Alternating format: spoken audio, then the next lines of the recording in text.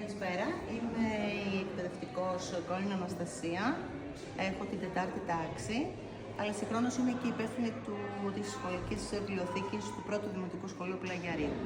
Θα ήθελα να σας παρουσιάσω και το χώρο για να δείτε τη βιβλιοθήκη μας. Η βιβλιοθήκη του πρώτου Δημοτικού Σχολείου είναι ένας χώρος γεμάτο γνώση, φαντασία και ατέλειωτες δυνατότητες. Εδώ, σε αυτό το χώρο, ταξιδεύουμε σε μακρινούς πλανήτες, λύνουμε μυστήρια, συναντάμε ήρωες και μαθαίνουμε τον κόσμο γύρω μας. Χιλιάδες βιβλία περιμένουν να ανακαλυφθούν, περιπέτειες, επιστήμης, τέχνης και ιστορίας. Η βιβλιοθήκη μας δεν είναι απλά ένας χώρος σιωπής.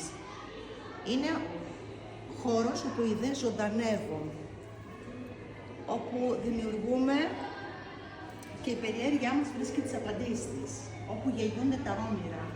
Γιατί κάθε σελίδα που ανοίγουμε ανοίγει για ένα νέο κόσμο.